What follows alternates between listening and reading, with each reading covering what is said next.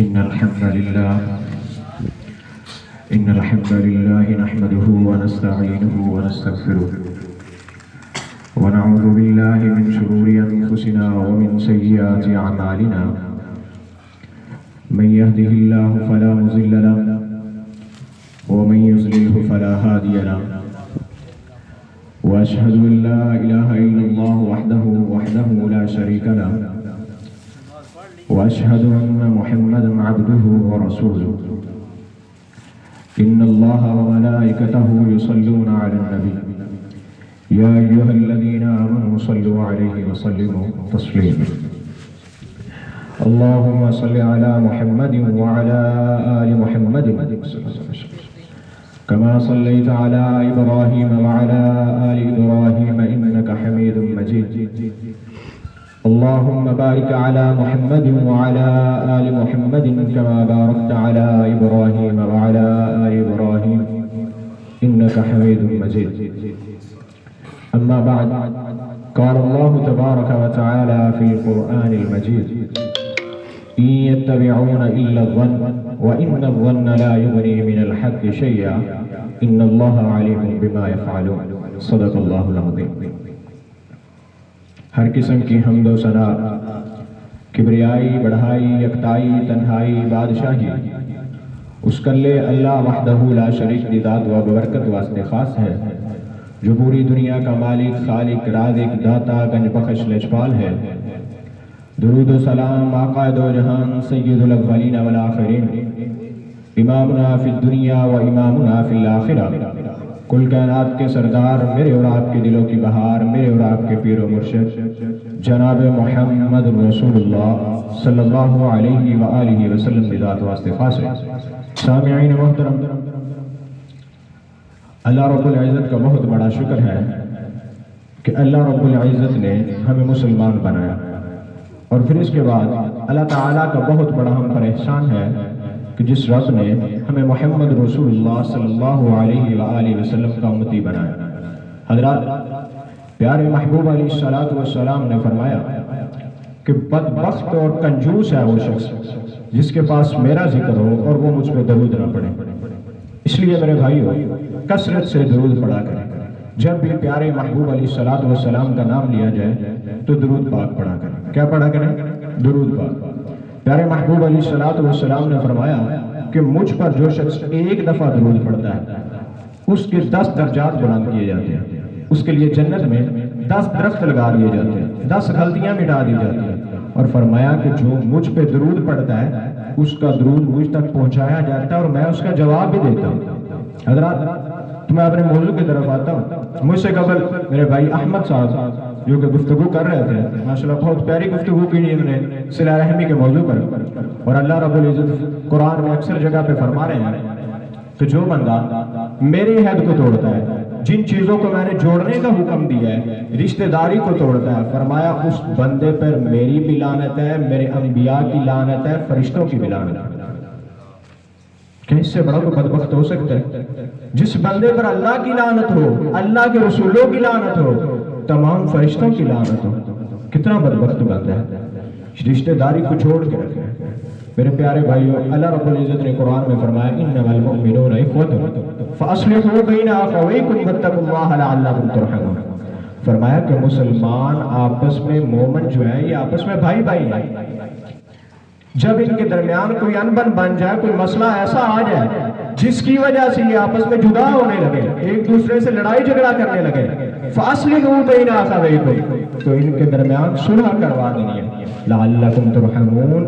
اور جب ان کے درمیان صلح کروانی ہے تو اللہ کی رضا شامل ہونے چاہیے۔ کیوں؟ اس لیے کہ اللہ رب العزت تم پر رحم کرے گا۔ اگر اپنے مفاد کے لیے، اپنے مطلب کے لیے کسی کے درمیان صلح کرواؤ گے، اللہ کی رضا شامل نہ ہوگی تو وہ تمہارا صلح کروانا تمہیں کوئی فائدہ نہیں دے گا۔ حضرات، دعا ہے کہ اللہ رب العزت مجھے حق اور سچ بیان کرنے کی توفیق عطا فرمائے۔ حضرات، کوئی لمبی چوڑی گفتگو نہیں کروں گا، میں 2 احادیث آپ کے سامنے رکھ کے اپنی بات کو ختم کروں گا۔ حضرات، آپ جانتے ہیں کہ آج ہر ایک شخص کے دل میں نفرت ہے، ہر کوئی کسی نہ کسی سے نفرت کرتا ہے، کسی نہ کسی کی وجہ سے کسی کے دل میں نفرت ہے، بغض ہے، کینہ ہے۔ کیوں ہے؟ اس کی وجہ کیا ہے؟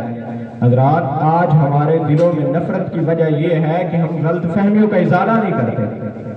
کسی بندے سے ہم بدگمان ہو جاتے ہیں, ہم اس بات کی تحقیق کیے بغیر اس بندے پہ الزام لگا دیتے ہیں, اس بندے کی ہم تحقیق نہیں کرتے, چھان بین نہیں کرتے. اور اللہ رب العزت سورہ یونس میں فرما رہے ہیں وَمَا يَتَّبِعُ أَكْثَرُهُمْ إِلَّا ظَنًّا إِنَّ الظَّنَّ لَا يُغْنِي مِنَ الْحَقِّ شَيْئًا إِنَّ اللَّهَ عَلِيمٌ بِمَا يَفْعَلُونَ. فرمایا کہ بہت سارے لوگ ایسے ہیں جو گمان کے پیچھے جا رہے ہیں, سچ کے پیچھے نہیں آتے, گمان کے پیچھے لگے ہوئے ہیں. فرمایا اور جو گمان کے پیچھے لگے ہوئے ان کو میں اچھی طرح جانتا ہوں, ہر چیز میری خبر میں آئی, ہر چیز کو میں جانتا ہوں. فرمایا ان اللہ لطیف خبیر, باریک سے باریک خبر سے بھی میں واقف ہوں. اللہ رب العزت باریک سے باریک خبر سے بھی واقف ہے. حضرات پیارے محبوب علیہ السلام جب اس دنیا سے رخصت ہو کر چلے گئے تو صحابہ بڑے غمگین تھے, بڑے پریشان تھے صحابہ. ہر کوئی پریشان ہے صحابہ, کوئی ادھر بیٹھا ہوا ہے, کوئی ادھر بیٹھا ہے, کوئی ادھر بیٹھا ہے, رو رہے ہیں, سوچوں میں گم ہو گئے, یہ کیا ہو گیا, اب کیا ہوگا, سب اسی دکھ میں پریشان تھے. حضرات ایسے میں مسند احمد میں یہ روایت ہے کہ حضرت عثمان رضی اللہ تعالی ایک جگہ پہ بیٹھے ہوئے تھے, ایک ٹیلے کے سائے میں بیٹھے ہوئے تھے.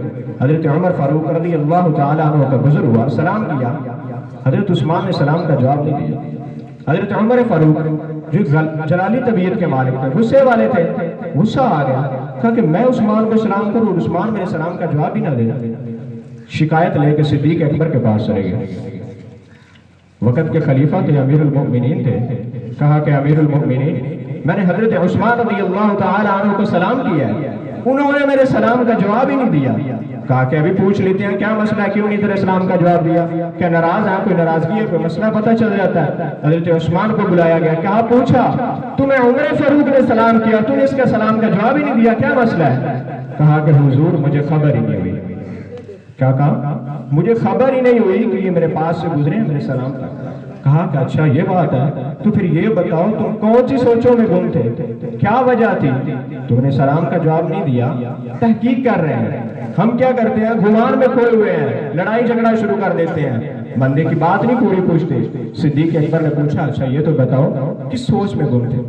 کہا کہ رسول اللہ صلی اللہ علیہ وسلم جب سے ہمیں چھوڑ کے گئے ہیں ہم اسی گمان میں ہیں, میں پریشان ہوں کہ اب کیا بنے گا ہمارا. اللہ اکبر. کہتے ہیں کہ یہ بات ہم نے رسول اللہ صلی اللہ علیہ وسلم سے پوچھی ہی نہیں کہ رسول اللہ آپ چلے جائیں گے تو آپ کے بعد ہمارا کیا ہوگا, ہم کس طرح زندگی بسر کریں گے. صدیق اکبر نے کہا ہاں یہ سوال تو میرا پوچھنا بھی بنتا تھا, میں نے بھی نہیں پوچھا. اللہ اکبر. جب یہ بتایا کہ میں حضور کے غم میں پریشان تھا تو جب عمر فاروق رضی اللہ تعالی عنہ کو پتہ چلا تو انہوں نے حضرت عثمان کو اٹھایا اور گلے لگا لیا. کہا کہ ہم تو حضور کے غم میں پریشان ہیں, اب پتہ چلا کہ آپ حضور کے غم میں تھے, اس لیے آپ کو خبر نہیں ہوئی کہ آپ کے پاس سے جو گزرا ہے کسی نے آپ کو سلام کیا. حضرات یہ ایک مثال آپ کو دی ہے کہ جب کوئی غم ہو, کوئی پریشانی ہو, کوئی بندہ آپ سے ناراض ہو, کسی کے دل میں نفرت ہو تو اس بندے سے ملے, وضاحت کرے اپنی, یہ نہ کہا کرے کہ لو جی ہم اپنی صفائی دیں. جو بندہ اپنی صفائی نہیں دے سکتا اس کی کوئی بھی صفائی نہیں دیتا. حضرات کیا رسول اللہ صلی اللہ علیہ وسلم سے ہم بہتر ہیں؟ نعوذ باللہ. اس دنیا کی سب سے بہترین شخصیت محمد رسول اللہ صلی اللہ علیہ وسلم ہے. جب رسول اللہ صلی اللہ علیہ وسلم نے اپنی صفائی دی ہے تو ہم کون ہوتے ہیں؟ حضرات بخاری شریف باب الاعتکاف میں حدیث ہے, ام المؤمنین سید صفیہ رضی اللہ تعالی عنہ پیارے محبوب علیہ السلام کی زوجہ فرماتی ہے کہ رسول اللہ صلی اللہ علیہ وسلم اعتکاف میں بیٹھے ہوئے تھے, میں ملاقات کے لیے چلی گئی, کوئی ضروری بات کرنی تھی, بات کی, محبوب علیہ السلام مجھے لے کے کہا کہ چلو میں تمہیں دروازے تک رخصت کر دیتا ہوں. پیارے محبوب علیہ السلام اپنی زوجہ کو لے کر دروازے تک آئے, دیکھا تو دو صحابی گزر رہے ہیں. صحابیوں نے آپ صلی اللہ علیہ وسلم کو دیکھ لیا, آپ نے ان دونوں کو بلایا, کہا کہ ادھر آؤ. کہا کہ یہ صفیہ بنت حفیہ ہے, کہا کہ یہ میری بیوی صفیہ ہے. کہا کہ سبحان اللہ, یا رسول اللہ آپ ہمیں بتا رہے ہیں کہ ہم آپ پہ کوئی شک کر رہے ہیں؟ آپ نے فرمایا نہیں آپ شک نہیں کر رہے ہیں, میں اس لیے بتا رہا ہوں کہ شیطان جو ہے وہ انسان کے جسم میں خون سے بھی زیادہ گردش کرتا ہے. اللہ اکبر.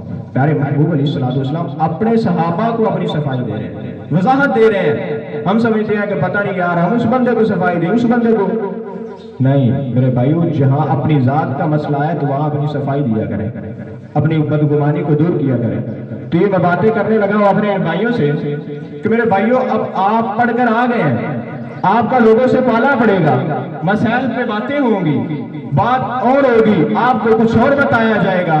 حضرات آپ نے بات کی تحقیق کرنی ہے، بات کے اندر جانا ہے، آپ نے اس بات کا پتہ لگانا ہے کہ مجھے کیا بتایا جا رہا ہے اور ادھر سے مجھے کیا بتایا جا رہا ہے۔ آپ نے اس بات کی تحقیق کرنی ہے، پھر جا کر فیصلہ کرنا ہے۔